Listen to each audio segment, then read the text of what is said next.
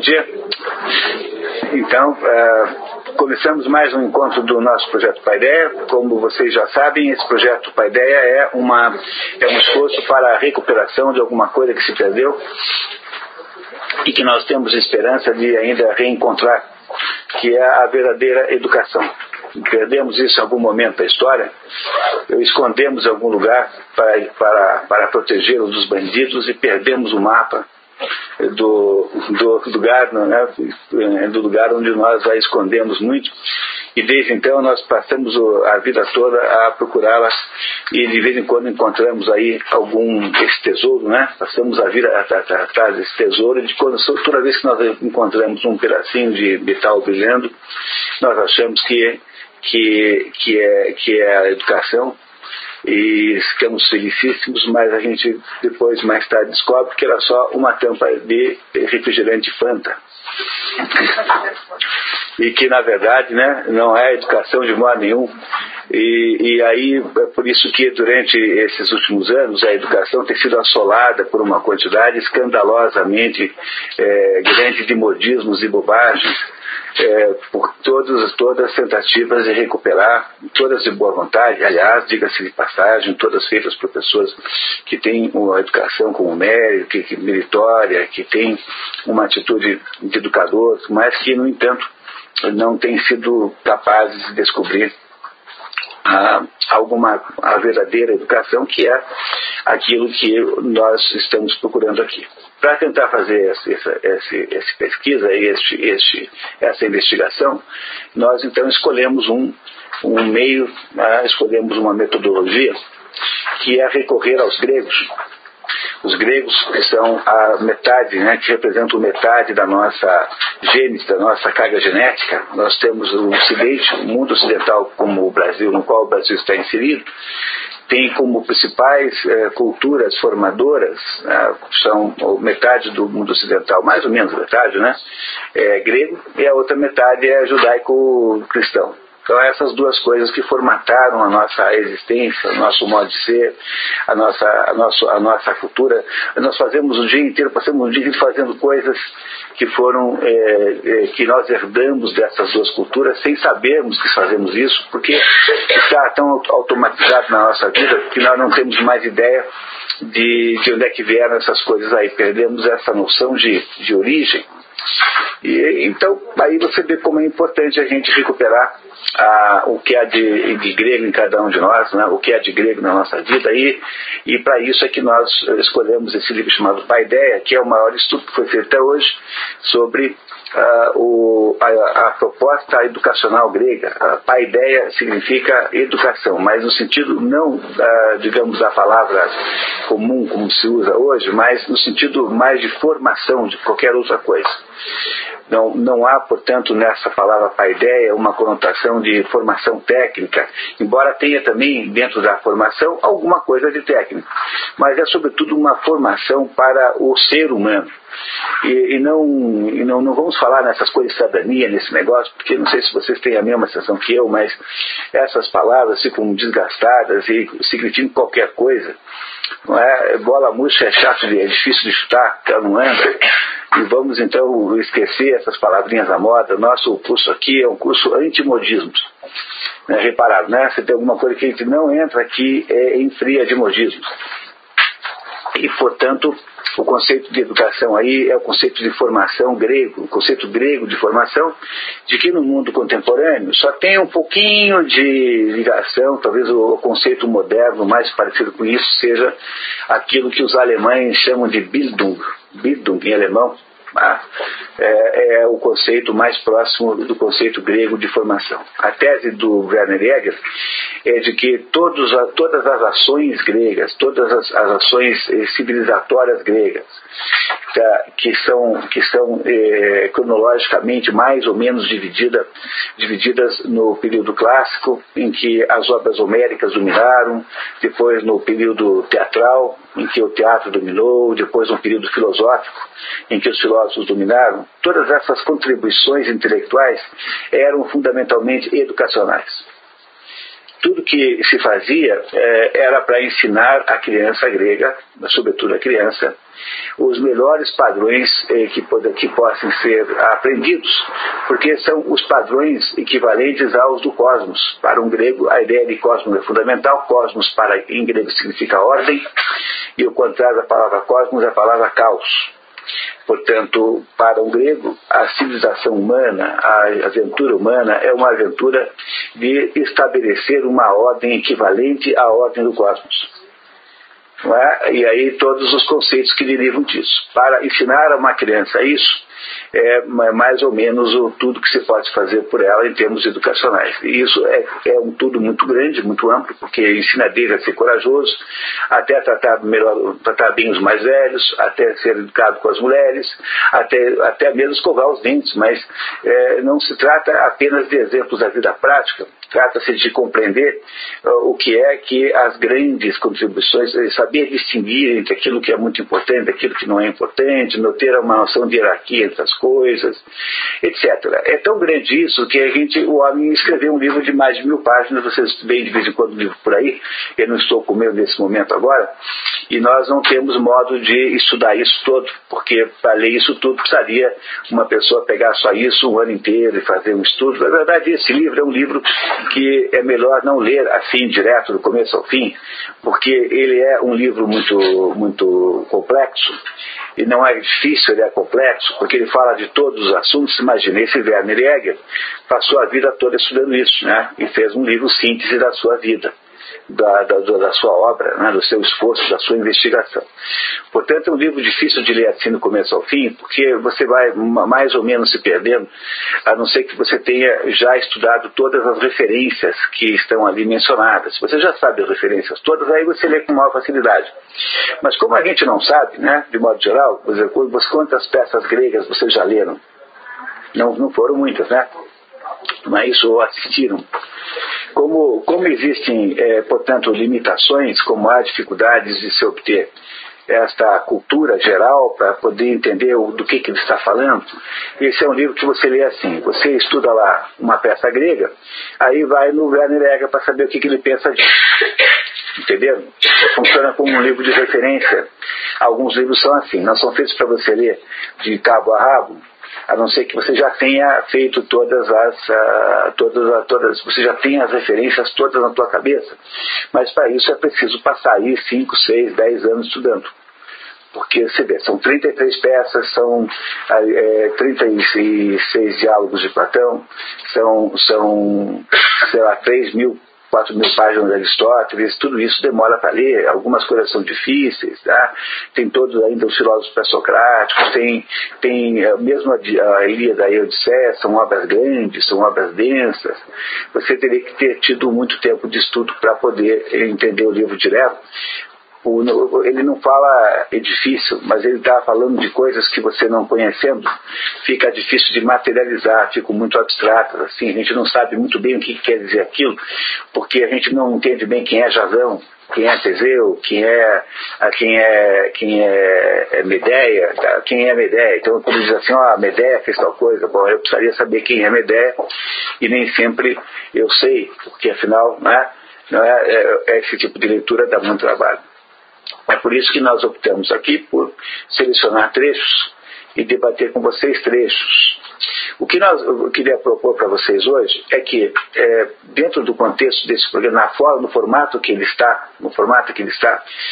nós também, ao longo do ano passado, já havíamos mudado um pouquinho para trazer assuntos que não são exatamente assuntos da Paideia, mas que sejam assuntos que exemplifiquem bem do que a Paideia está falando. Então, fizemos no ano passado aqui um estudozinho sobre os 12 trabalhos de Hércules, para dizer a vocês o que é que esse estudo poderia significar de potência de educação para crianças, até mesmo pequenas, explicando como é que simbolicamente se deveria entender os 12 trabalhos de Hércules. Os 12 trabalhos de Hércules foram feitos lá é claro que nós temos uma versão moderna, mas não há nenhuma obra, digamos assim, que seja a obra oficial disso, porque os 12 trabalhos estão contados em diversas fontes. Mas por que isso é assim? Porque eles eram, na verdade, histórias que se contavam para as crianças lá nas cidades gregas. E a ideia era contar para vocês o que é que se contava para as crianças, para você saber, para você entender o que é a paideia na prática. A paideia na prática, no caso de um texto literário, é o que é você contar uma história para a criança e ajudar a criança a entender o sentido daquela história. A educação está na compreensão daquele sentido. Porque quando você entende o sentido dos dois trabalhos, é como se uma espécie de luz acendesse assim dentro da sua cabeça. E é isso que significa que a educação aconteceu. Do mesmo modo que estamos fazendo esse ano o mesmo exercício com o Senhor dos Anéis, faremos hoje também, depois do intervalo, estamos lendo aí um resumo do Senhor dos Anéis, que é outro livro muito grande, também não daria para ler aqui inteiro de modo nenhum, a não ser que a gente ficasse aqui até setembro, não fosse embora, daí daria certo, mas isso não vai ser possível, E então o que nós estamos fazendo também é um estudo do Senhor dos Anéis com o mesmo objetivo, mostrando que uma história como o Senhor dos Anéis pode ser usada como educacionalmente apenas no momento e na medida em que você é capaz de auxiliar uma criança a entender o sentido que aquela história tem. Porque a história tem um sentido, tem uma ideia central que é para aprender, que é para incorporar a nossa consciência. Se você consegue fazer a criança entender isso, você a educou. Não é? Exducare significa educar, ou exducare significa tirar a pessoa para fora, tirar para fora, tirar fora, ducare, conduzir para fora. O que é conduzir para fora? É você retirar a criança daquela jaulinha existencial, aquela jaulinha civilizatória em que ela existe. Ela está prisioneira lá de um pequeno mundinho, quase sempre um mundinho de terrores, porque a criança tende a ter uma vida muito aterrorizada, ela tem medo dos outros, os outros são grandes, Vocês não lembram mais que crianças têm medo de adultos. Os adultos são imprevisíveis, são violentos, são estranhos. Mesmo quando não são maus, pisam nas crianças sem querer. O mundo é cheio de mistérios insondáveis, dificuldades muito grandes. A vida infantil é uma vida muito, muito amedrontadora, muito gravemente assim. A gente não lembra mais porque a gente depois cresce e incorpora, esquece isso. Mas, em princípio, a vida infantil é uma vida que precisa de uma segurança emocional muito grande. É por isso que até a Idade Média, até eu acho que o século XVI, XVII, por aí, ninguém ia para a escola antes de 14 anos. Era inconcebível mandar alguém para a escola antes de 14 anos, porque até os 14 anos a única obrigação que se tinha para com a criança era de mostrar para a criança com toda a clareza que ela é amada. Ou seja, a criança tem que entender que o pai e a mãe estão do lado dele. Essa é a primeira grande segurança psicológica, emocional que uma pessoa precisa ter na vida. É sentir-se amado e protegido e sentir que há alguém em quem confiar. Se você consegue fazer isso no primeiro momento da vida, veja, fazer isso é muito mais importante do que ensinar crianças de 5 anos a ler, como parece que é o projeto, agora baixar a idade de leitura de 7 para 6, para 6 para 5, sei lá para quanto.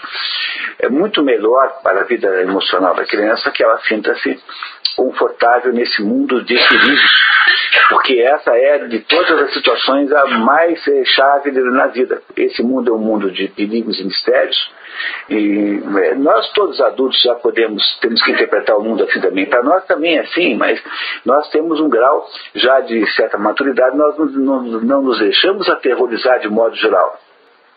Não é? Talvez quando você lê o jornal você se aterrorize um pouco, mas fora desses momentos assim, digamos, pornográficos da vida, você não se deixa aterrorizar desse jeito, pela vida.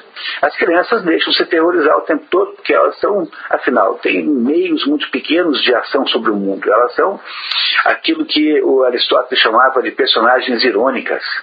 Elas são criaturas que não têm meios de ação sobre o mundo que possam não torná-la uma vítima das circunstâncias completa. Uma criança é uma completa vítima das circunstâncias. Se ela for muito pequena, for um bebê, ela nem mesmo rolar consegue. Um bebê nem mesmo rola. Está na mão. Olá, tia Cleusa. Tia Cleusa, seja bem-vinda. Eu parabéns para vocês todos, eu estou com um projeto outro aqui. Ah, não, nós queremos a sua... Velha assim, Tá bom. Tchau, Tia Cleusa. Portanto, o processo que nós chamamos de educação é esse processo de transferir para a criança os modelos que ela deveria olhar como modelos de referência na sua existência.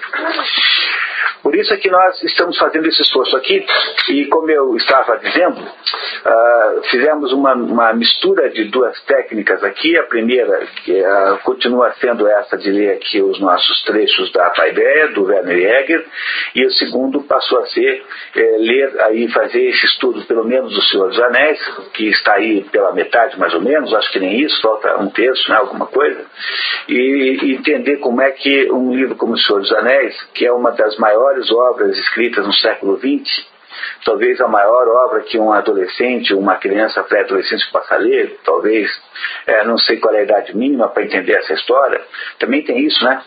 Porque a gente não consegue entender qualquer história em qualquer momento da vida. Tem coisas que você só vai entender depois dos 50, não é? Sério, tem coisas que dependem de experiência de vida, depende de uma vivência, tem outras coisas que você pode entender mais cedo. Quando você fala de leitura, em leitura tem sempre três problemas. Não é? O primeiro problema da leitura é saber o que é que você deve ler. Portanto, qual é o repertório, qual é o cardápio que você deve ter, como é que é a sua biblioteca, quais são os livros que você deve ler, porque nós estamos rodeados de livros que não valem nada. Desses milhões e milhões e milhões de livros que existem, a maioria não vale nada. Não vale nada nem o trabalho de lê-los, porque eles são livros ou sem importância maior, porque são livros apenas para passar o tempo, ou alguns são livros realmente equivocados e ruins. Portanto, desse universo de livros disponíveis, apenas um pedaço que interessa. Graças a Deus, hein? Já pensou se a gente tivesse que ler tudo isso? Eu de vez em quando eu entro numa livraria assim, olho aqueles livros todos, depois fico meia hora lá olhando os livros, depois quando digo assim, só vou comprar esse aqui, ou só estou interessado nele, daí me dá um alívio enorme. Nossa, ainda bem, porque eu pensou se eu tivesse que ler tudo isso, né? E saio só com aquele livro embaixo do braço, porque de fato, às vezes na vida, a coisa mais difícil é fazer essa lista. Uma pessoa que está aprendendo a ler de verdade, que sempre gostou de ler e está aprendendo a ler, tende a chegar num momento da sua vida e jogar toda a biblioteca fora. Porque na medida em que você vai aprendendo de verdade a ler, você vai entendendo quais são os bons livros, você vai descobrindo que, como todo mundo, você caiu nas armadilhas da vida e leu uma quantidade incrível de livros errados. Eu, por exemplo, li todo o Wilhelm Reich, li todo o Michel Foucault, tudo inteiro. Assim. Não que eles não tenham algum valor, tem. Sempre tem algum valor, não é? Eu sempre digo que mesmo um relógio quebrado está certo 2 vezes por dia. Né? Mesmo o relógio quebrado 2 vezes por dia está certo. Portanto, não sejamos assim tão implicantes. Só que antes de ter lido Michel Foucault inteiro, eu devia ter lido o Platão inteiro, o Aristóteles inteiro, e teria ganhado um tempo enorme na vida. Portanto, o primeiro problema é saber o que é que você lê. O segundo problema é saber em que sequência. Mesmo que você tenha a lista certa, saber em que sequência você lê é um problema tão grave quanto o primeiro, porque alguns livros pressupõem os outros. E descobrir essas sequências também é uma espécie de aprendizado que você faz ao longo da vida. E que às vezes implica em você errar a sequência. E quando você erra a sequência, você perde um pouco de tempo, natural, né? E o terceiro problema é como ler. Qual é a metodologia certa de leitura? Para que você possa, de fato, pegar o conteúdo do livro. Porque o livro tem um conteúdo que não está aparente, ele está aparente, ele está ali à disposição, mas ele não é um conteúdo explícito. Ele implica que você faça algum trabalho de perfuração geológica. Não é prospecção geológica, tem que cavar uns buracos no livro para achar o petróleo que está lá embaixo. E isso não literalmente, né? Nos livros a gente não deve fazer buraco no livro nenhum, tá? De preferência, tá?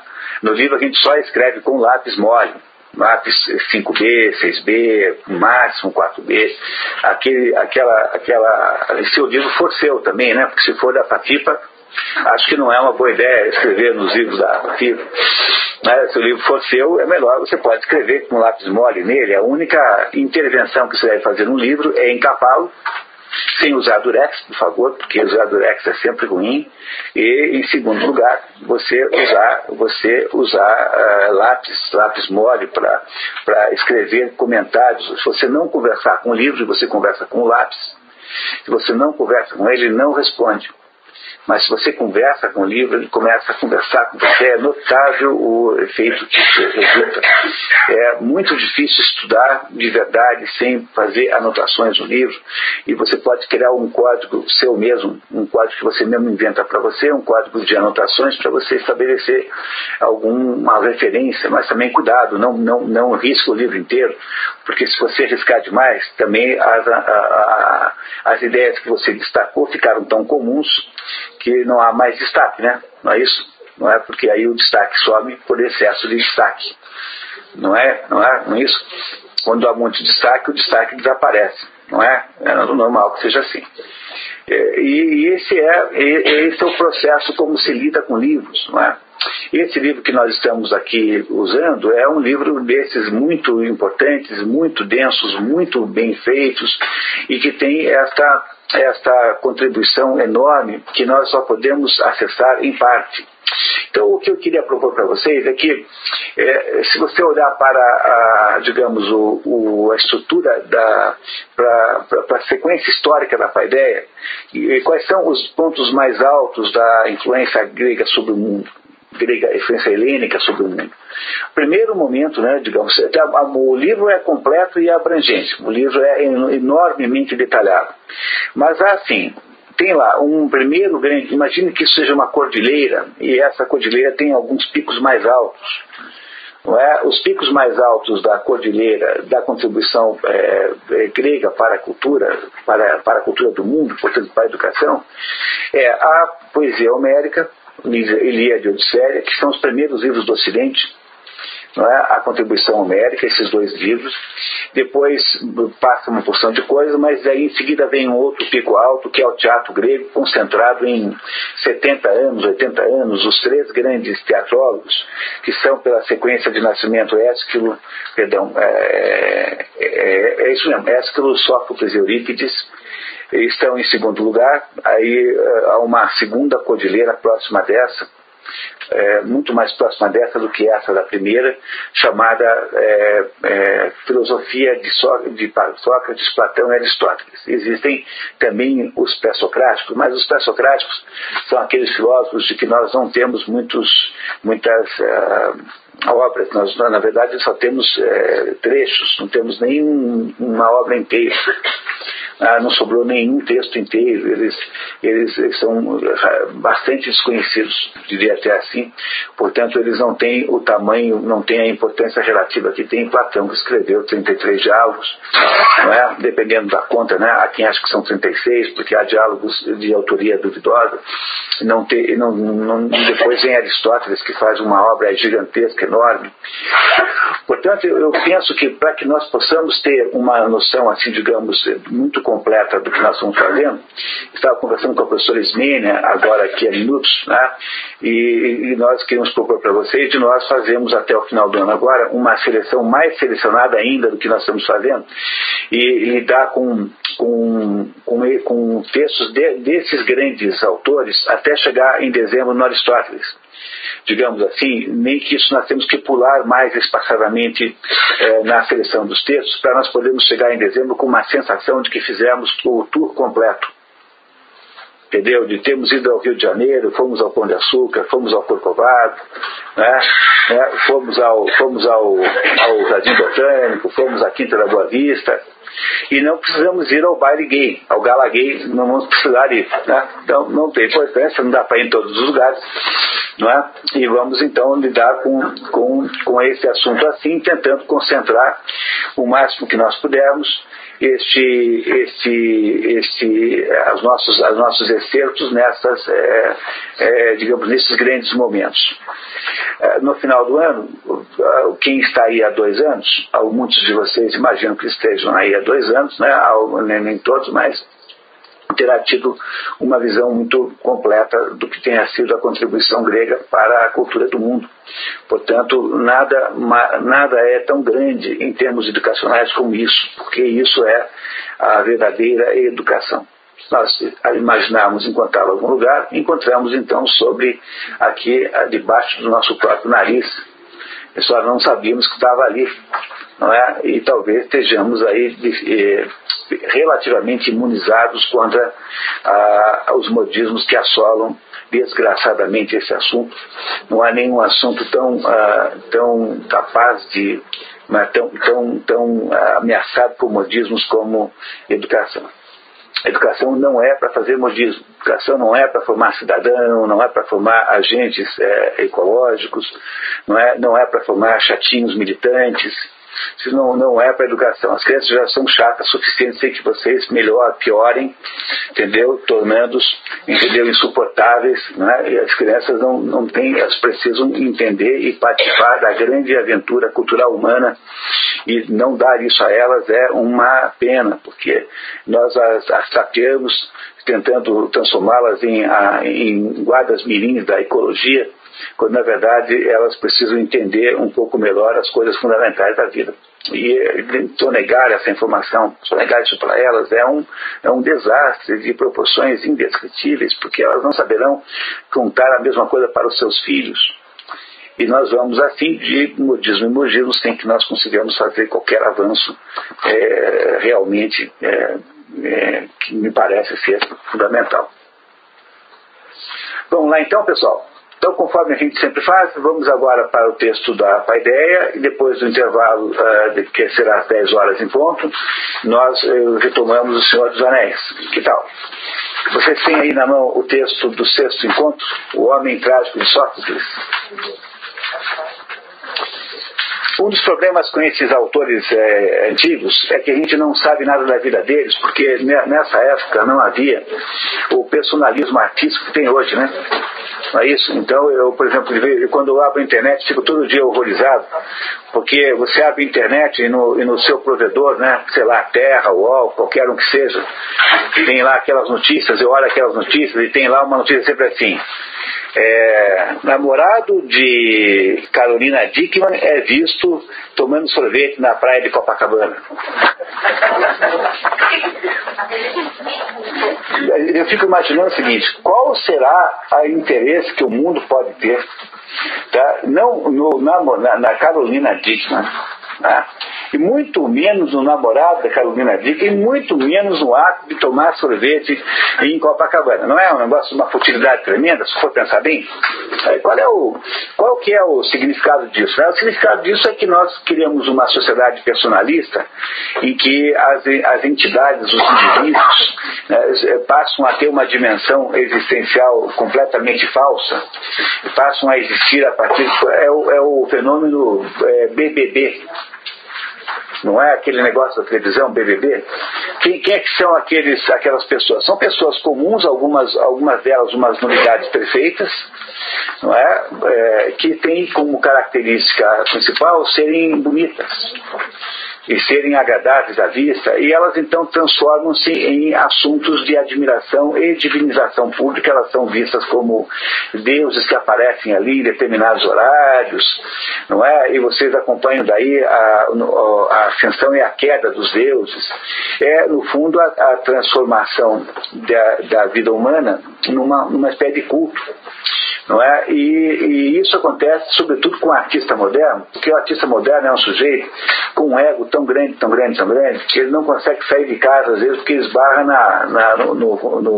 na porta, não consegue passar pela porta, O artista moderno é uma pessoa de um personalismo enorme, ele tem que estar o tempo todo dizendo quem é, colocando a sua marca em todas as coisas, se for um artista plástico, ele vai virar desenhista de embalagem de sabonete, para que o sabonete tenha lá a marca do Romero Brito, por exemplo, coisas assim. Mas no mundo antigo, isso não era assim, porque havia uma humildade, como é que eu diria assim? O artista nunca é humilde, tá? Vamos falar bem a verdade. Nem naquela época era, não é hoje também, é muito menos. Mas havia assim uma espécie que não era bem uma humildade, porque eles não eram humildes, mas havia uma sensação de que a obra era mais importante do que a pessoa, do que o homem. Por isso, você vai ver aqueles quadros na Europa, nos museus, eles não são assinados. Velázquez, que foi o maior pintor do mundo, o maior pintor da história, é Velázquez. Ele não assinava quadros. Como é que você sabe que o quadro é de Velázquez? Porque a pintura tem caligrafia, né? Você olha para um quadro, você sabe quem pintou. Se for um pintor com personalidade artística, ele não consegue esconder o seu tipo de pincelada, o seu traço. E também essa é a razão pela qual é possível falsificar quadros. Basta que um sujeito habilidoso perceba como é a pintura, como é que é a técnica de pintura de Van Gogh, e ele faz um quadro que parece do Van Gogh. Há muitos e muitos quadros falsos do mundo, alguns tão bem feitos, tão bem falsificados, que não podem ser quase distinguidos dos originais. Entenderam isso? Que há aqui um fenômeno interessantíssimo.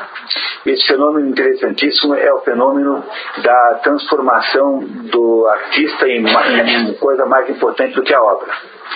E no mundo antigo, não só nós não tínhamos essa mesma coisa, sobretudo nas artes plásticas, como também nós não tínhamos um culto à personalidade do autor, que é comprovado pelo fato de que, por exemplo, o maior de todos os poetas da língua grega, que é Homero, é um fulano que a gente nem sabe se existiu. De Homero não se sabe nada, sabe-se que era cego, só isso, e que era um poeta cego. E fora isso não sabe mais nada dele. Tanto é que não sabe nem onde nasceu. Na Grécia há uma meia dúzia de cidades que disputam ferrenhamente o privilégio de ter sido a cidade natal de Homero.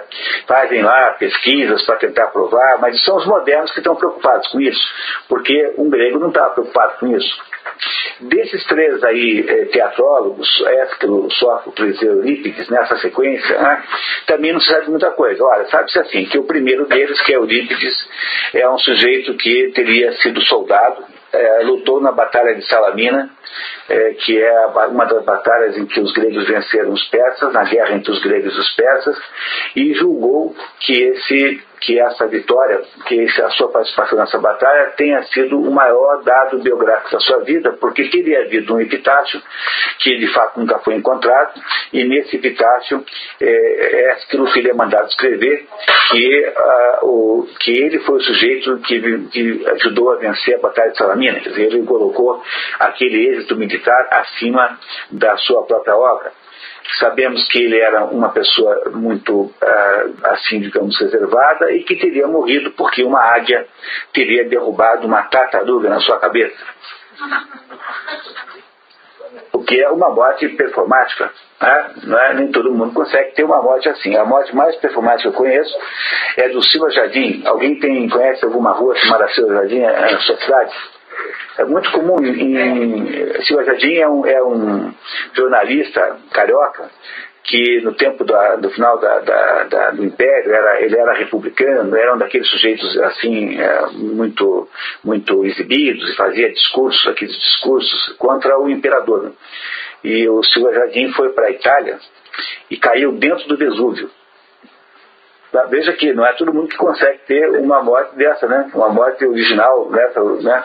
Caiu no Vesúvio e deve ter morrido, porque nunca mais reapareceu. Desde então não se soube mais dele. Desde 1880, alguma coisa, o homem está sumido. Não é uma coisa incrível alguém ter uma morte desse tipo? Pois esse primeiro Ésquilo teve uma morte assim. O segundo, Sófocles, que é esse que nós vamos estudar agora, esse Sófocles é, de todos os três, o que tem mais biografia. Por quê? Porque este Sófocles era tido e havido como o charmosíssimo e encantador Sófocles. Era um homem de muito charme, um sujeito educado, um sujeito agradável, que tinha, assim, portanto, uma capacidade enorme de atrair amigos, simpatias para ele. E é de todos os três o que tem, portanto, mais comentários sobre ele. O terceiro também é muito comentado, Eurípides, mas o terceiro teria sido um homem irracível, insuportável. Um sujeito que ninguém conseguia aguentar, comenta até mesmo que o cachorro dele teria se suicidado.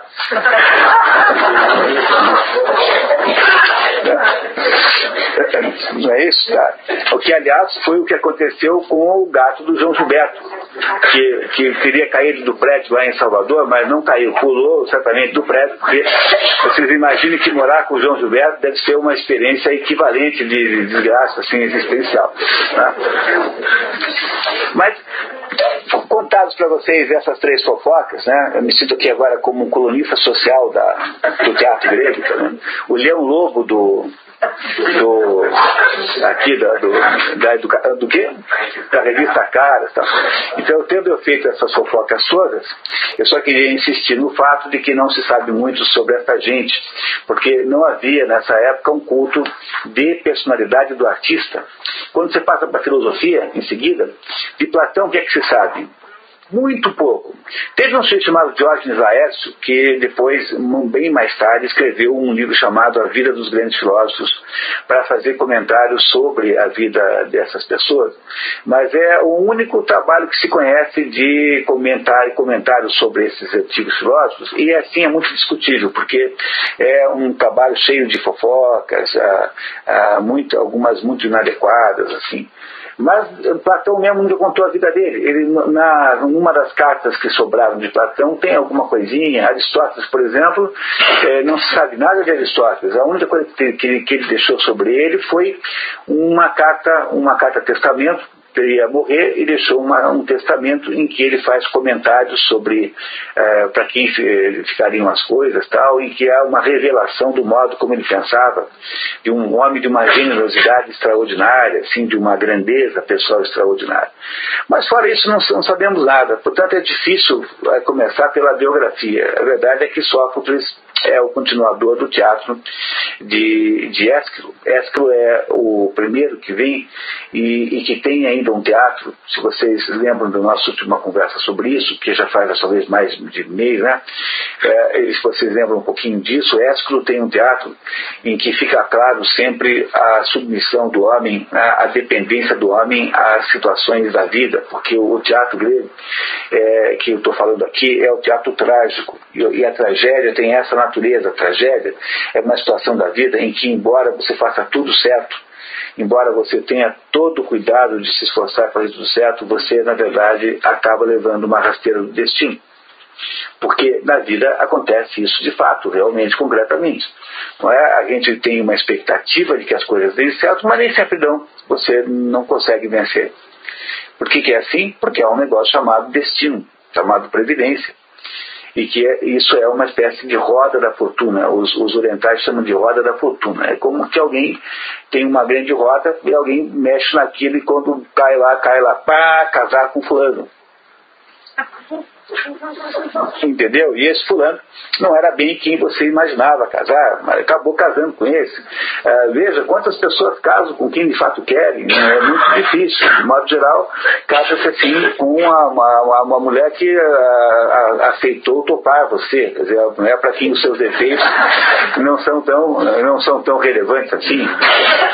Não é isso? Não é assim que faz. Né? Quer dizer, a vida é cheia de coisas assim. E como os gregos tinham uma percepção profunda disso, eles dizem que essas coisas são produzidas pelos deuses, são os deuses agindo. Um oriental dirá que é a roda da fortuna, e um católico, um cristão dirá que é o destino, que é a providência.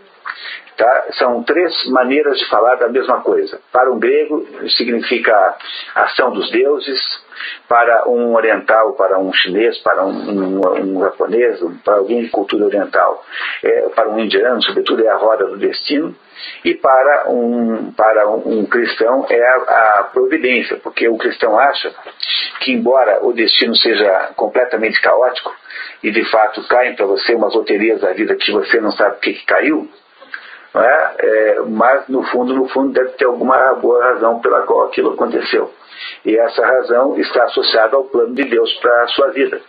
E esse plano de Deus para a sua vida você não sabe, talvez só vai saber no juízo final.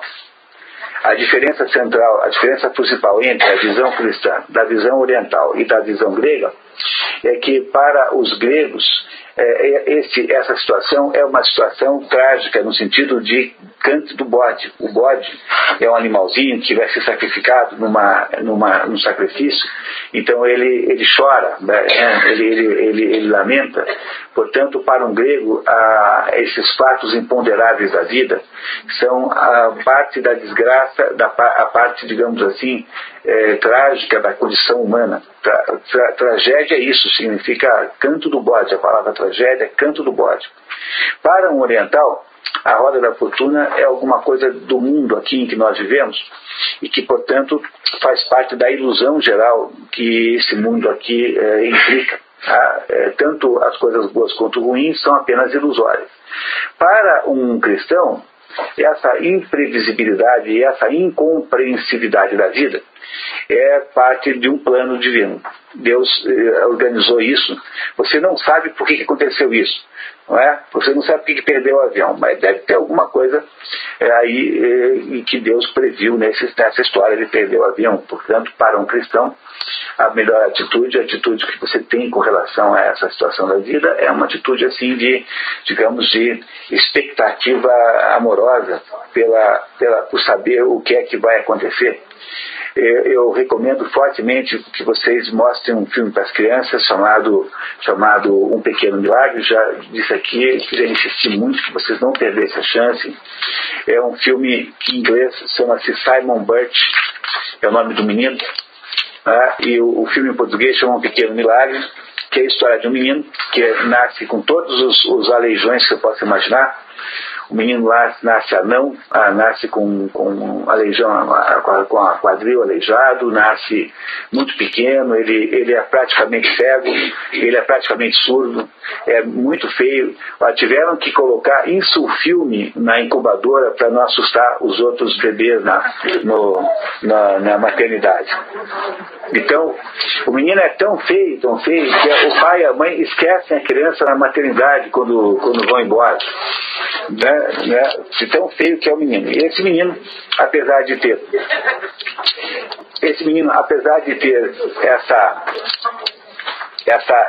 essa situação muito desfavorável, né, de ser um menino que não tem as condições pessoais de sucesso, ele tem a convicção de que ele é daquele jeito por alguma razão.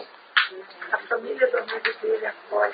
Só tem um amigo, só tem um único amigo que é um órfão de pai e tem uma mãe muito bonita, é a mulher mais bonita da cidade, né? Eu acho que não vou contar mais, porque senão eu vou estragar o filme. Mas nem isso dá certo, né? Até isso, que era a única amizade que ele tinha, acaba num desastre. Portanto, esse menino é um menino perseguidíssimo pela sorte, e ele não sabe muito bem, ele tem uma convicção profunda de que ele é assim por alguma boa razão, porque tende a haver por trás disso um plano. Ele só não sabe por quê, porque é o normal que a pessoa se rebele. Por que logo eu, fui ficar ao mesmo tempo torto, né, surdo, cego, sem pai, sem mãe, rejeitado pelo pai e pela mãe? Por que tudo deu errado comigo? É uma coisa que a gente, de modo geral, faz, né? Você deve ter lembrado, se você for lembrar da sua vida, você já deve ter achado um belo dia que o mundo estava totalmente contra você e que tudo deu errado ao mesmo tempo. Tendo muito menos razão para achar isso do que o Simon Birch. Porque o Simon Birch, de fato, é um sujeito desgraçado pela vida, assim. Não é? Não é isso? Ele é desgraçado. Mas o que acontece com ele? Ele não se deixa tomar por essa atitude de desânimo e de revolta, e ele desenvolve a convicção de que ele é assim por alguma razão. E ele espera então o momento em que lhe será revelada a razão pela qual ele é daquele jeito. Pois essa é, de todas as que eu conheço, a melhor interpretação da visão cristã do destino, que me parece que é imprescindível para entender nossa própria vida. Portanto, se vocês precisam contar para as crianças, sobretudo se você tem crianças que têm um nível social ruim, que tem um nível social mais baixo, que tem dificuldades, se você está na escola mais pobrinha, onde tem as crianças com maiores problemas de, sei lá, enfim, até mesmo se for numa cidade maior, de delinquência, enfim, se for, uma boa maneira de conversar com elas é mostrar o filme e ajudá-las a entender isso. Vocês estão entendendo que isso é educação de verdade? Porque, de alguma maneira, vocês estão contando para elas como é o modelo cristão, né, de percepção da vida humana. Né, não é isso? Mas, enfim, então, entrando finalmente no assunto, o que nós vamos entender agora é um pouquinho como Ésquilo, como Sócrates vê a condição humana, o que é que o teatro de Sócrates significa, lembrando que o de Ésquilo, que o antecede, mas eles são todos contemporâneos. Teve um momento em que os três se conheciam, estavam vivos os três. Ésquilo, Sófocles e Eurípides estavam vivos na mesma época. Eles disputavam os mesmos festivais de teatro. Não é? Portanto, eles são contemporâneos. Né? É claro que o Ésquilo é muito mais velho do que o Eurípides, mas como as pessoas duram 60 anos, então tem um lá de 25 e o outro de 60 e se conhece. Né? E por causa disso, né, cada um desses teatrólogos gregos, ele representa sempre um passo à frente.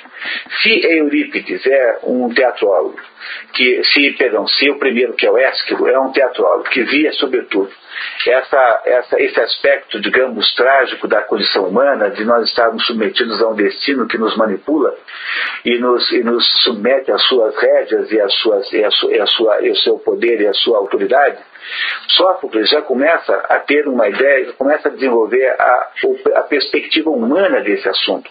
Sófocles deve ter feito muito sucesso na sua época, porque enquanto o teatro de Ésquilo, que é o primeiro, é um teatro duro e implacável, o teatro de Sófocles é um teatro emotivo, porque afinal as personagens agora começam a lidar com essa tragédia de um ponto de vista humano. Portanto, há uma mudança de foco de um teatro de um para o outro, que nem sempre é fácil de perceber quando você lê as peças, não é? Porque a gente como tudo parece muito parecido, mas há sutilezas que são assim.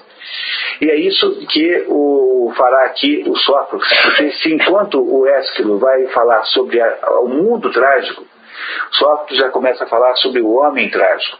E ajuda então o homem a lidar, do ponto de vista de paideia, portanto educacional, lidar com a existência trágica. Não é? Enquanto o primeiro queria apenas que o homem entendesse esse aspecto trágico da vida, esse aqui já está tentando ensinar a criança, o ser humano, a entender isso. Os festivais de teatro na Grécia, quando é que se tinha teatro na Grécia? Só uma vez por ano. Nos festivais de Dionísio. Dionísio é o deus do vinho, da embriaguez e do enlouquecimento em geral. Dionísio, que se chama Baco para os romanos, é um deus que anda sempre com uma comitiva de mulheres enlouquecidas. São mulheres normais, né? Porque é meio pleonástico chamar mulheres. Essas mulheres são chamadas bacantes. As bacantes. Aliás, a coisa engraçada é o seguinte: o José Celso Corrêa Martinez, se vocês conhecem o José Celso.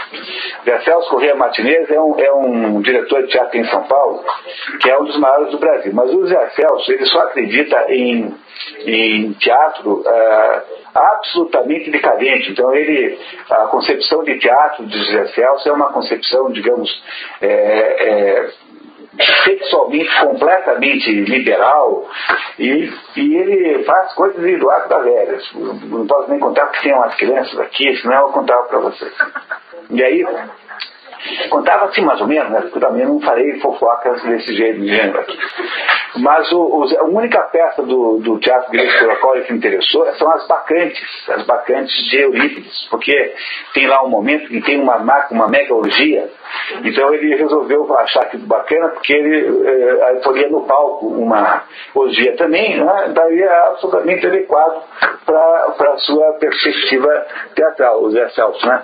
Que é mais ou menos o reflexo do teatro moderno, digamos, o teatro moderno brasileiro. E, portanto, no Festival de Dionísio, que era aquele momento em que era possível enlouquecer, não é? Era possível enlouquecer. Aliás, o nome Carnaval vem daí.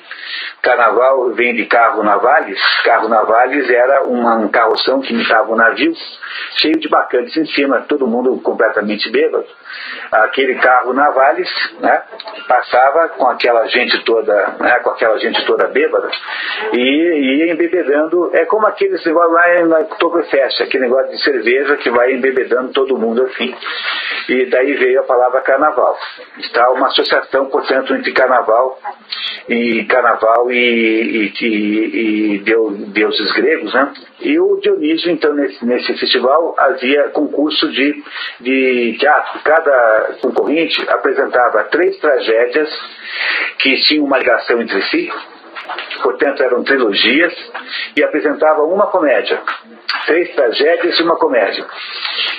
E o Ésquilo e o Sófocles e Eurípides disputavam um contra o outro, e cada um ganhava um.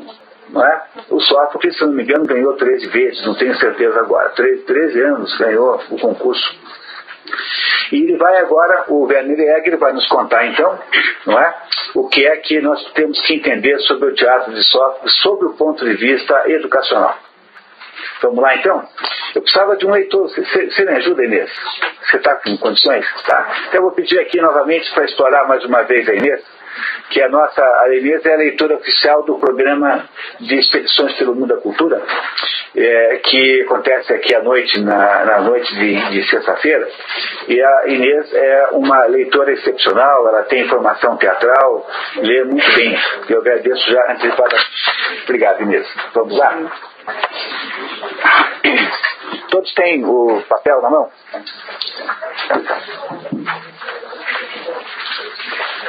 Pode começar? Então, vou tirar aqui tudo.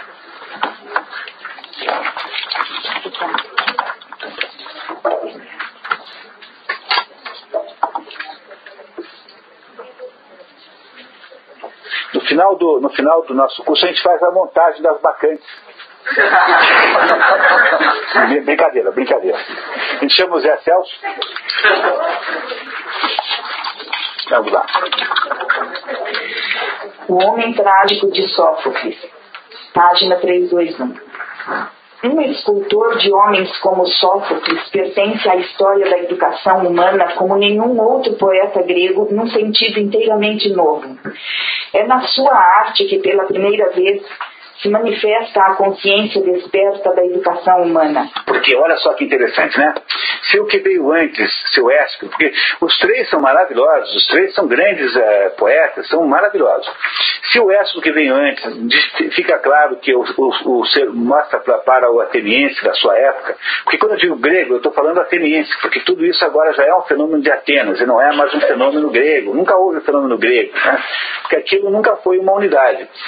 Se o primeiro já contou para os atenienses que a vida humana não está à mercê do homem, ou seja, que por mais que você pense que controla a sua vida, você não é capaz de estabelecer o destino da sua vida, porque você tem a obrigação moral com as coisas que você faz, entendeu? Você tem a obrigação, você tem responsabilidade moral sobre os seus atos e decisões, mas você não tem responsabilidade sobre o destino da sua vida. Vocês entenderam isso, pessoal? Se vocês tiverem entendido isso, já valeu a pena vocês terem passado aqui amanhã de sábado. Qualquer pessoa tem responsabilidade sobre os atos da sua própria vida. Aquilo que você faz é da sua responsabilidade. Se você fez errado, você está responsabilizado por aquilo. Portanto, os seus atos são da sua responsabilidade, mas você não tem responsabilidade pelo seu destino. Porque o seu destino não é formatado pelos seus atos. Às vezes o seu destino acontece a arrepio, ao contrário do que os seus atos desejaram. Porque existe esse aspecto misterioso da vida, que é o aspecto do destino, da providência, enfim, o que for. Essas incertezas, esta máquina, esta roda da vida que funciona independentemente da tua vontade, do teu gosto, que vai formatar o seu destino. Portanto, nada garante que você consiga obter aquilo que você planejou na sua vida. Enquanto a gente não entende isso, eu acho que mulher é muito mais fácil de compreender isso, sabe? Porque as mulheres têm uma característica psicológica que os homens não têm, porque as mulheres têm uma noção muito mais forte da natureza, por exemplo. Não é? As mulheres com a menstruação e com a gravidez, elas têm uma sensação de que estão submetidas a uma força que está fora delas, que as submete e as regula. Não é? A experiência da menstruação, que eu não tenho, mas que eu não... Também não é que eu desejo ter, entendeu? Mas não estou aqui com ciúmes de vocês por causa disso. Né? A experiência da menstruação é uma experiência que ajuda a mulher a entender que há uma espécie de força contra a qual não se pode brigar, que a submete a um ritmo da natureza. Veja, a menstruação é lunar, né? É lunar. A gravidez só não menstrua quando toma a pílula, né? Quando não ovula e quando fica grávida. Mas ficar grávida é o cúmulo da submissão natural, porque é uma pessoa que está dentro de você e que está se desenvolvendo de uma forma, digamos, autônoma. Como as mulheres têm essa sensação de que, como as mulheres têm a experiência da limitação humana pelo lado físico, as mulheres tendem a ser muito mais realistas que os homens, que continuam achando, porque não têm essa experiência. Os homens pensam, por exemplo, que podem derrotar a natureza, podem fazer não sei o quê, podem controlar o átomo, podem não sei o quê. Todas essas ideias assim de onipotente são todas masculinas. Repararam que são todas masculinas? Porque o homem não tem noção dos limites, o homem não tem o realismo do limite humano. E é por isso que para o homem é difícil aceitar o fato de que a vida não é o resultado direto, não é o resultado concreto da sua ação sobre o mundo. E é por isso que o fracasso masculino é um fracasso trágico, que é um fracasso que gerará provavelmente alcoolismo, gerará uma desestruturação. Olha, uma vez eu fiz um estudo no escritório lá em Curitiba sobre as crianças de rua em Curitiba. Fizemos um estudo, falamos com todo mundo que cuidava de crianças de rua. E aí descobrimos o seguinte, que primeiro, que criança na rua não é problema, é solução. Porque a criança que está na rua está numa situação muito melhor do que ficar em casa apanhando todo dia do padrasto. Portanto, para nós é um problema, mas para a criança é uma solução. Segundo, que tem tanta gente metida nisso, que se cada um levasse uma criança para casa, acabaria o problema de criança da rua. Se cada uma das ONGs metidas nisso levasse cada uma criança para casa, resolveria. Mas também não resolveria nada, porque no dia seguinte abririam 200 vagas na rua. Seria mais 200, porque a rua também tem uma limitação, porque há também uma quantidade possível de crianças na rua, e essa limitação, portanto, só significa que haveria novas vagas, né? Agora, descobrimos uma coisa mais interessante do que isso. Descobrimos que a origem do problema é a seguinte. Está quase sempre associado à migração rural. Aquela família que não tem mais emprego no campo e que muda para a cidade maior. Aí chega na cidade maior e o homem da família, né, o pai da família, começa a fracassar.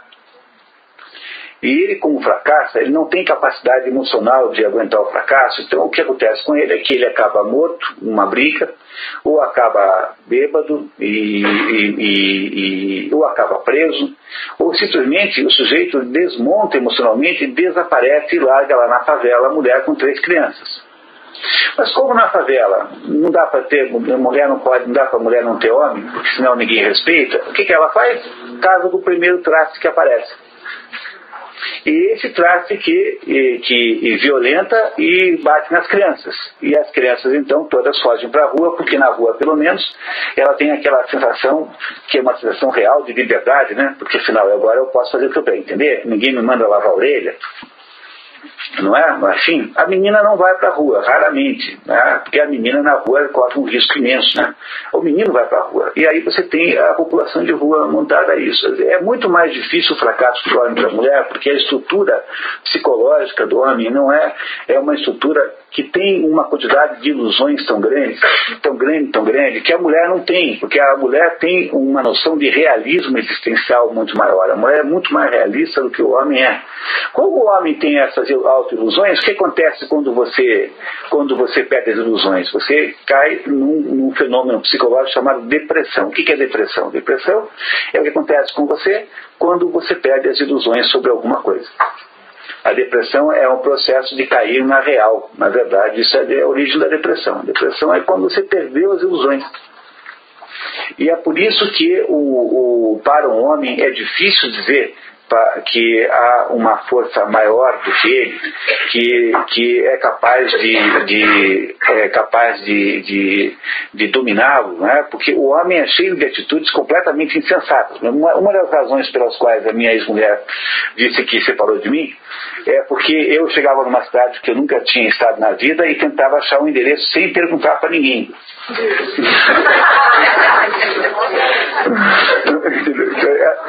Essa, de acordo com ela, era uma das razões, mas só das menores. Entenderam? Eu não sei se você tem essa. Os homens são assim de modo geral? O seu marido também é assim? Está vendo? Compreenderam que isso é. Então, pessoal, só concentrando aqui, entenderam que isso é um ato de onipotência? A onipotência é um ato masculino, porque o homem não tem noção dos limites da vida, porque eles não menstruam.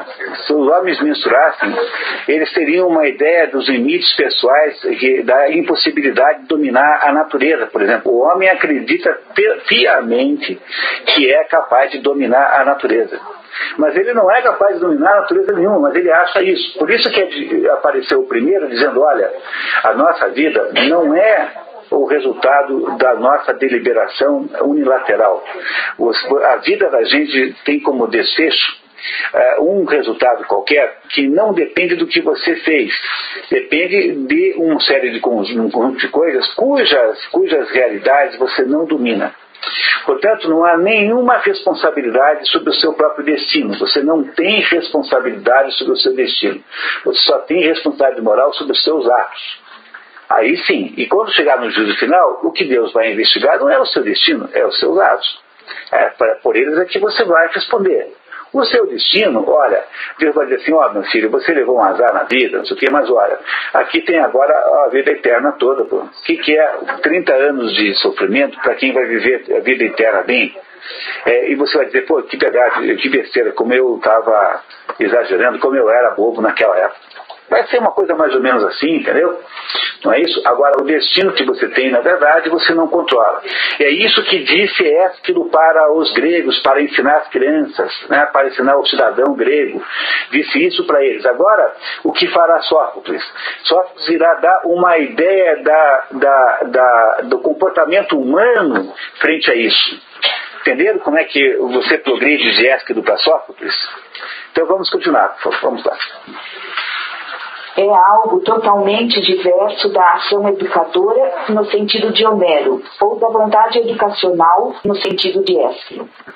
Pressupõe a existência de uma sociedade humana para a qual a educação, a formação humana na sua pureza e por si mesma, converteu-se no ideal mais alto. Isto, porém, só é possível a partir do momento em que uma geração, após ter vivido duras lutas interiores para conquistar o sentido do destino, lutas de uma profundidade esquiliana, coloca o humano como tal no centro da existência. Para Ésquilo, para o anterior, quem está no centro da existência é o destino, são os deuses. Agora é o homem que está no centro do destino. Ele vai olhar para... Ele não está em desacordo com o outro, só que ele está olhando da outra perspectiva. Não é? Antes era o destino olhando para o homem, agora é o homem olhando para o destino. Essa é a diferença de perspectiva que há entre esses dois aí, entre o Ésquilo e o Sófocles.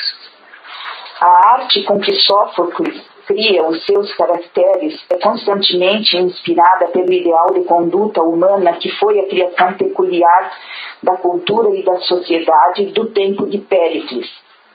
Na medida em que aprendeu esta conduta, no que a sua essência tem de mais profundo, tal como a deve ter experimentado em si próprio, Sófocles humanizou a tragédia e fez dela o modelo imortal da educação humana, de acordo com o espírito ilimitável do seu criador. Quase se poderia considerá-la uma arte educativa, como em outra época e em condições de tempo muito mais artificiais o foi a batalha de Goethe no Tasso, para descobrir a forma na vida e na arte. Essa é um Tasso, Torquato Tasso é uma peça de Goethe que tenta muito mais tarde, né, porque Goethe já é aqui no século XIX, pertinho de nós, né, fazer a mesma coisa. Já fazendo essa referência não tem importância. Simplesmente a palavra educação tem-se, por força de múltiplas associações, diluído e perdido o contorno, de tal modo que não é possível usá-la com inteira liberdade. Protágoras fala da educação da alma por meio da verdadeira euritmia e euarmostia. Essas duas palavras significam que ambas estão associadas à harmonia. Está explicado em seguida, tá? Olha ali, é só continuar na sequência. A justa harmonia e o justo ritmo devem nascer do contato com as obras da poesia, da qual receberam as normas. Protágoras já é um filósofo pré-socrático, é alguém que vem depois do teatro, ou mais ou menos na mesma época, mas que não chegou ainda a talentes de Platão, a Sócrates e Aristóteles, que são os verdadeiros filósofos. É esse Protágoras, entre as suas diversas ideias, está essa, de que a poesia serve para você estabelecer o ritmo da vida. Quer dizer, a poesia tem uma beleza intrínseca, que é essas duas palavras, o ritmo certo e a harmonia certa, né? A harmonia certa e o ritmo certo, são para você imitar na sua vida. É como se a vida humana entrasse na frequência do belo. Não é? O belo, veja, para o grego tudo está ligado. Quer ver uma coisa? Aristóteles, depois, mais tarde, dirá o seguinte: dirá que tem 3 tipos de conhecimento humano. E isso é bom vocês lembrarem para sempre, porque é bem importante isso. O primeiro conhecimento humano, aquele que, digamos, é mais simples dos 3, chama-se conhecimento poético. O que é conhecimento poético? Poético, ou então, se vocês quiserem usar uma palavra menos estranha, um conhecimento produtivo. O que é conhecimento produtivo? É o conhecimento que permite que as pessoas façam coisas. Por exemplo, quando um médico trata um paciente, é poético. Quando um professor dá uma aula, é poético. Quando um marceneiro faz uma mesa, é poético.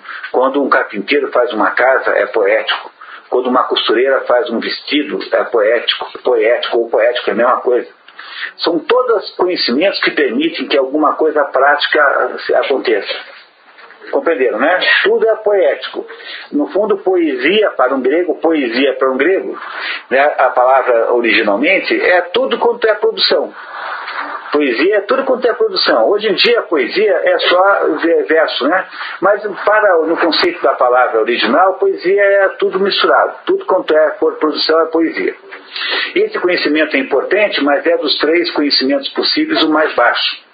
Portanto, o primeiro conhecimento mais baixo é o conhecimento poético, ou então produtivo. Todo mundo que é professor desenvolveu um conhecimento prático de lidar com o que nós fazemos quando damos aula. Estamos fazendo uma intervenção prática na vida dos alunos. Portanto, nós estamos usando um tipo de conhecimento prático que você aprende, digamos, numa ciência chamada pedagogia. Não é isso, tá? Pedagogia é justamente uma ciência que estuda a arte de dar aula, a arte de ensinar. Isso é pedagogia. Portanto, ela está associada no linguajar grego a um conhecimento prático. Compreenderam isso? Tá? A ideia de conhecimento prático aqui é ampla. Vai desde pintar um quadro até a separar lixo. Às vezes é mais ou menos parecido, né? Aliás, o exemplo é ruim porque às vezes é quase a mesma coisa. Lidar com arte e com lixo, às vezes é bem parecido. Muito bem. Tá certo, pessoal? Compreenderam isso? Que o conhecimento poético ou prático é o conhecimento de coisas que são, né? Não é isso, né? Que são coisas práticas, concretas. Muito bem. Para um grego, o que faz com que a obra final esteja, que todos esses conhecimentos possíveis estejam de acordo, que todos esses produtos realizados estejam de acordo, é que eles são todos belos. Para um grego, a ideia de belo é isso, né? O que é belo? Né? Belo é uma palavra difícil de definir. Eu uso uma definição de belo que eu acho ótima, que é assim: belo é tudo aquilo que envelhece bem. Isso vale para pessoas, vale para carros, vale para prédios, vale para objetos em geral, mas belo é tudo aquilo que envelhece bem. Tem pessoas que ficam velhinhas e são belas, ainda são belas. Se você tiver dúvida sobre isso, basta você comparar a Brigitte Bardot com a Catherine Deneuve, para vocês verem a diferença incrível de envelhecimento, né? Enquanto a Brigitte Bardot ficou uma bruxa, sob todos os sentidos, a Catherine Deneuve continua uma mulher absolutamente sedutora, né? E bonita e cativante, enfim. Bom, mas seja como for, né? O primeiro tipo de conhecimento mais baixo é o conhecimento daquilo da arte de fazer coisas. Entenderam isso, pessoal? Qualquer coisa, um paciente que é bem curado, o resultado é belo. Para uma criança que é bem ensinada, o resultado é belo. Para uma estátua que o escultor fez, o resultado é belo. Tudo isso é belo, não é? Todas essas possibilidades práticas podem ser belas. O segundo tipo de conhecimento, um pouco mais complexo do que esse, não é mais o conhecimento produtivo ou poético, mas é o conhecimento prático. O que um grego chama de prático não é o que nós chamamos de prático, porque o que nós chamamos de prático eles chamam de produtivo ou poético. O conhecimento prático é o conhecimento de saber viver, é o conhecimento do comportamento humano. É, portanto, um conhecimento de origem moral. Não é? Conhecimento de origem moral. Que é o modo como a gente se comporta individualmente ou o modo como a sociedade se comporta coletivamente. O que uniformiza, né, o que unifica todos esses tipos de conhecimentos de ordem prática é que no fundo o resultado deles é que eles são bons. Quer dizer, o que é um comportamento certo? É um comportamento que é bom, socialmente bom, pessoalmente bom. Portanto, para um grego, o segundo tipo de conhecimento, o conhecimento prático, é um conhecimento da sabedoria de vida, saber viver bem, com justiça, com integridade, com honestidade, etc.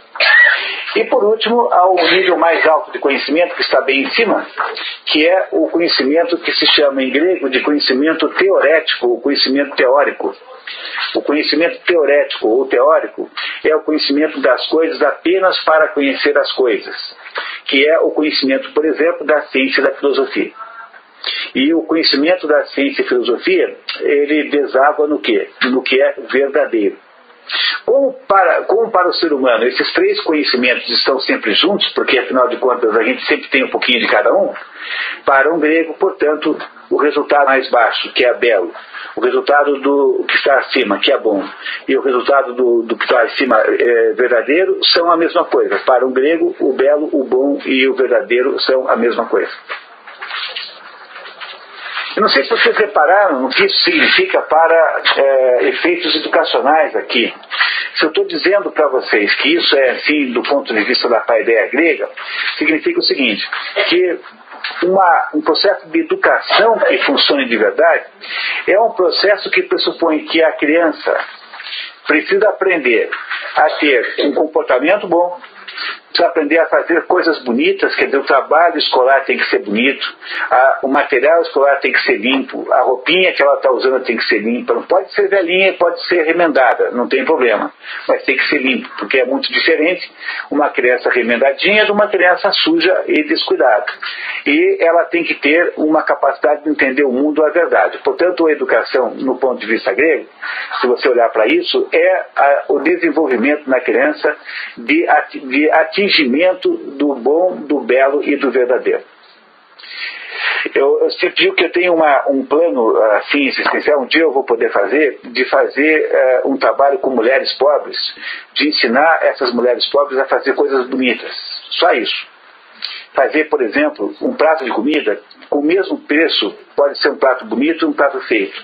Um prato, né, um modo de fazer um feijãozinho, fazer ikebana, aprender a fazer canteiro, de plantar florezinhas. Uma dona de casa, uma mãe de família, que consegue criar na sua casa um clima de beleza, já está fazendo um terço do trabalho, porque aquelas crianças que estão ali já têm um contato com o belo. Não é? E quem não tem contato com o belo tem dificuldade de descobrir a verdade e tem dificuldade de descobrir o bom. Por quê? Porque aí passa por uma doença que em grego significa aperocalia. Aperocalia significa aperos é insuficiente, calia é beleza. Aperos significa, quando a criança vive cercada de lixo, quando a pessoa tem uma vida cercada de lixo, essa pessoa tem uma dificuldade de fazer a educação completa. Por isso que se você tem o ideal, né, para você poder ajudar essas pessoas pobres que empurram carrinhos, não é você melhorar as condições de trabalho, é você conseguir arrumar um meio dela poder ter uma vida que não esteja mais ligada ao convívio com o lixo. Porque o contato com o mundo, digamos assim, feio, mal, de restos, é uma doença, chama-se aperocalia. Aperocalia escreve com K, aperocalia, como a gente fala assim, aperocalia sem H na frente, né? A-P-E-R-O, né? Calia. A aperocalia significa ausência de beleza, é uma doença. Portanto, para poder educar as pessoas, é preciso também fazer com que elas aprendam pequenas coisas muito bonitas. Eu sempre conto a história de uma professora que eu conheci em Faxinal do Céu, que uma professora japonesa, brasileira, que foi para o Japão, nesses programas lá, né, nesse negócio de emprego no Japão, e ela mandou a criança, o filho para a escola no Japão, e a professora mandou com uma lancheira, botou lá uma garrafa de café com leite e colocou lá um sanduichão e tal, e chegou na escola. No dia seguinte a professora disse que veio falar com ela em casa. Falou assim para a mãe, né? Falou assim, olha, tá errado, o certo é pouquinha coisa muito bonita. Daí a criança vai dizer, mamãe me ama. Entenderam que coisa extraordinária que é isso? Não é? Que é o conceito do sushi, né? Do sashimi, que é o conceito daquele pouco bem feito. Porque você precisa, para educar as pessoas, que elas estejam associadas a um contexto de beleza. Porque o bom, o belo e o verdadeiro são a mesma coisa. Entenderam isso, pessoal? Tá clara essa ideia? Muito bem, então vamos continuar aqui com o Ésquilo, por favor, vamos lá. Também nesta teoria, o ideal da formação espiritual se relaciona com o da formação do corpo, mas está mais próximo da escultura e da formação artística do que da arete competitiva de Simônides. Então, pessoal, aqui é o seguinte, né? Aqui você tem algumas menções a pedaços que nós não lemos, não é? Tá vendo? Que nós não lemos porque nós estamos sendo trechos. É por isso que de vez em quando aparece alguma coisa que a gente não sabe o que é. Não se preocupem, quando é importante eu aviso. Arete é o nome grego para nobreza, mas no sentido, arete é no sentido de virtude. Arete é virtude. Os gregos dizem que são duas deusas. Lembra da história de Hércules? Quando Hércules está indo lá para Tebas, ele encontra duas mulheres na rua, Arete e Edoné. Edoné é a deusa, uma mulher que representa os prazeres da vida. De onde vem a palavra hedonista, por exemplo. Uma vida hedonista, uma vida para prazeres. E tem uma outra mulher que representa a virtude. E aí elas dizem para ele assim, escolha uma de nós duas. A primeira atitude que faz Hércules, o primeiro impulso é ficar com a Edoné. Ele anda um pouquinho com ela, de repente ele para, pensa melhor, volta e pega a arete. Arete é o contrário da Edoné, porque a arete significa virtude, e a virtude eventualmente significa uma repressão dos prazeres, ou seja, algum sacrifício para se ter virtude. Esse é o sentido de arete que está aqui. Agora, essa personagem não tem importância aqui na história, não nos preocupemos com ela. Vamos em frente. Alguma dúvida? Não? Tá, continuar. é daquele campo de intuições que provém o conceito normativo da euritmia e da euarmostia. Só entre o povo grego a ideia da educação podia brotar das normas da arte escultórica. Entenderam? A educação brota da estátua, porque a estátua representa as proporções ideais, cósmicas. E, portanto, se a estátua é um modelo de imitação do cosmos, a educação tem que imitar a estátua, porque ela está imitando a ordem do cosmos. Compreenderam? Que é isso que se chama paideia, é quando todas as coisas são educativas. Todas as coisas produzem educação simultaneamente. Também não se pode ignorar este modelo no ideal que as figuras de Sófocles encarnam. Naquele tempo, a educação, a poesia e a escultura estavam intimamente ligadas. É impossível pensar qualquer delas sem as outras. A educação e a poesia veem o seu modelo no esforço da plástica para conseguir criar uma forma humana e enveredam pelo mesmo caminho para atingirem a ideia do homem. É que há um erro de grafia. Ficou tão assim, certinho. Ficou simpático, né? Mas na verdade só está errado, é a ideia, tá? A ideia do homem. Por seu lado, a escultura aprende da poesia e da educação o caminho que leva ao espiritual. Em todas se revela uma alta valoração do homem que para as três se situa no centro do interesse. É esta tendência antropocêntrica do espírito ático que dá lugar ao nascimento da humanidade, não no sentido do amor humano pelos outros membros da comunidade, que os gregos chamaram filantropia, mas sim no sentido do conhecimento da verdadeira e essencial forma humana. Para entender isso é muito fácil, né? É assim, por exemplo, vocês já viram um cachorro na vida? Mais de um, né? Eles não são diferentes entre si? Não são diferentes, cachorro? Mas, nossa, tem bicho mais diferente do que cachorro? Tem desde um Yorkshire desse tamanho aqui, ó. Tem cachorro de pesa 110 quilos, um dog alemão de 110 quilos. Como é que eu sei que um Yorkshire desse tamanho aqui e um dog alemão de 100 quilos são o mesmo animal? Eu posso chamar ambos de cachorro. Como é que eu sei isso? Não parecem iguais, né? Parecem muito diferentes. Como é que eu sei? No entanto, eu não tenho dúvida. Alguém tem dúvida que o Yorkshire é um cachorro? Às vezes não parece, né? Alguém tem dúvida que um dog alemão, um cachorro, é um cachorro também? Como é que eu sei que os dois são cachorros?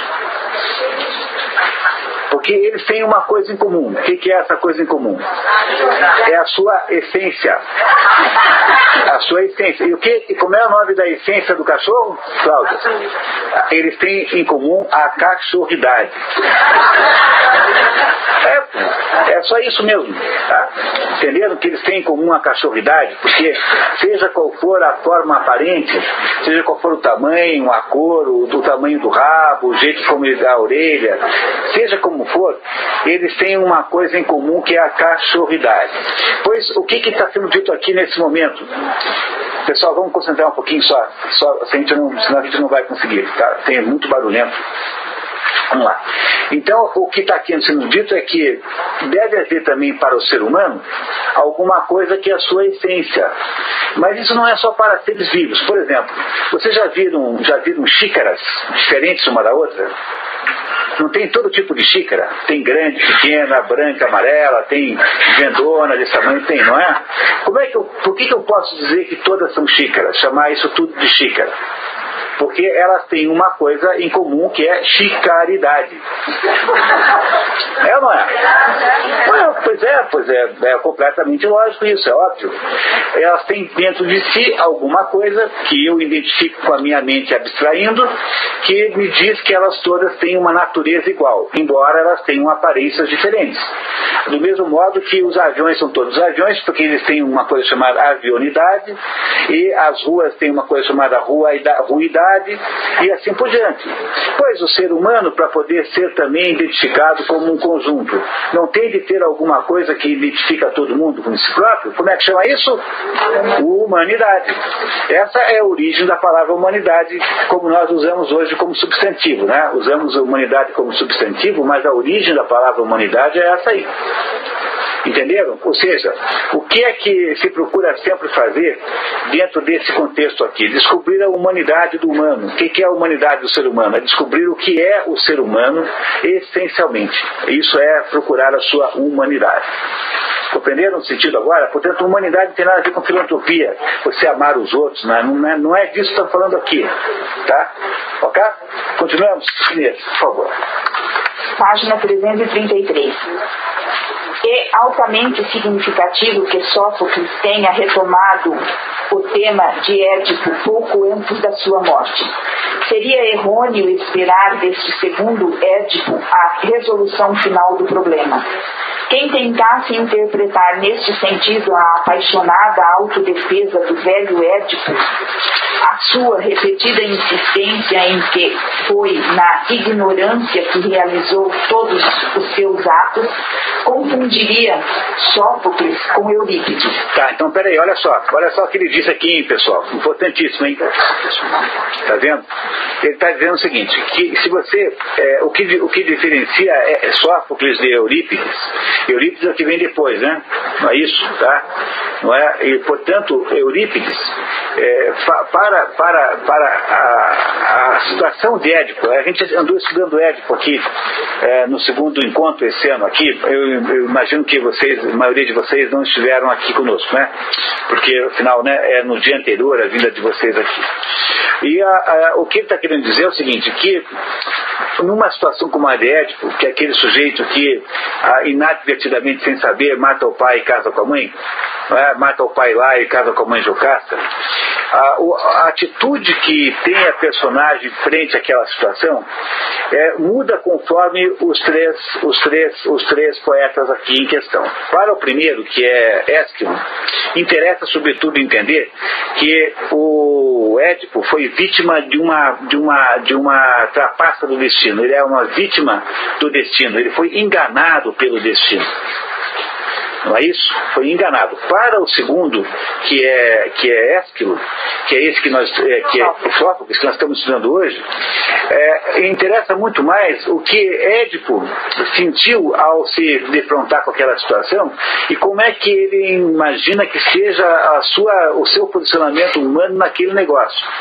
E o terceiro, Eurípides, está muito mais interessado em dizer assim, puxa, mas poderia ser diferente esse negócio se eu pudesse ter feito de outro jeito.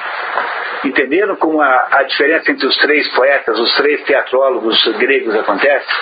É isso que ele vai explicar para nós agora, tá?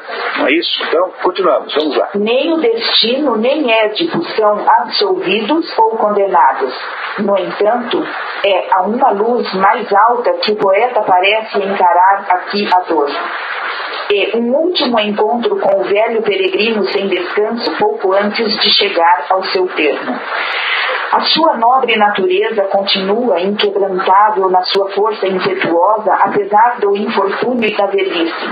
A consciência ajuda-o a suportar a dor, essa velha companheira inseparável que nem nas últimas horas o abandona.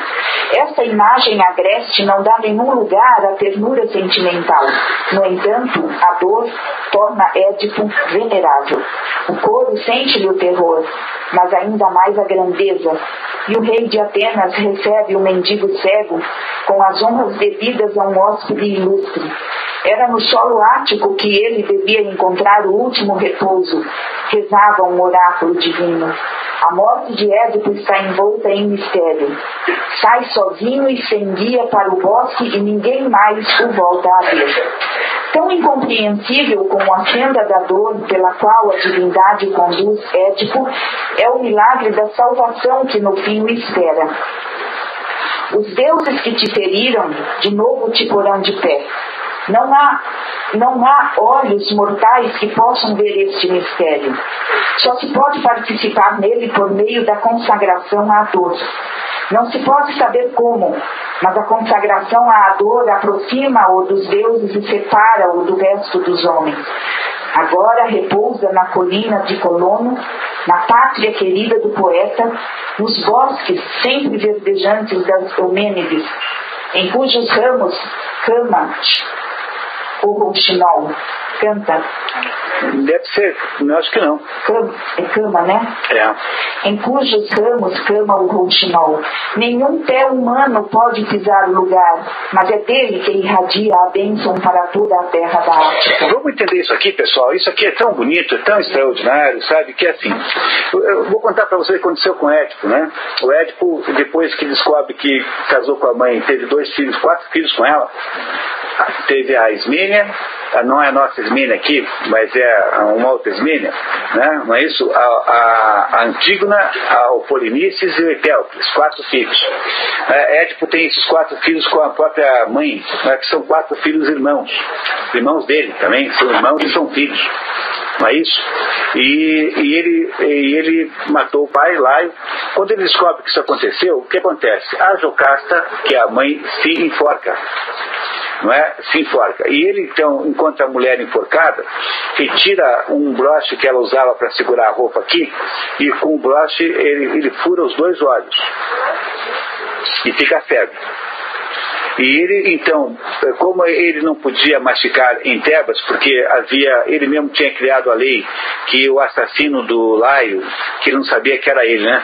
Iria ou ser morto ou ser expulso, ele tem que ir embora de Tebas. E ele vai embora de Tebas guiado pela filha mais velha, Antígona, que é uma mocinha de 14, 15 anos, ela é criança. No entanto, ela tem uma coisa extraordinária, porque se a Jocasta, que havia entregue o próprio Édipo para a morte quando ele havia nascido 40 anos antes, né, 30 anos antes, alguma coisa, 30 anos antes, 35 anos mais ou menos antes, se a Jocasta tinha uma existência, digamos assim, de alguma maneira manchada por um crime no início, a filha Antígona não, porque a Antígona representa, digamos assim, o ideal de pureza feminina, representa a feminilidade, a pureza, ou seja, a natureza pura e inocente, que é o que representa a Antígona.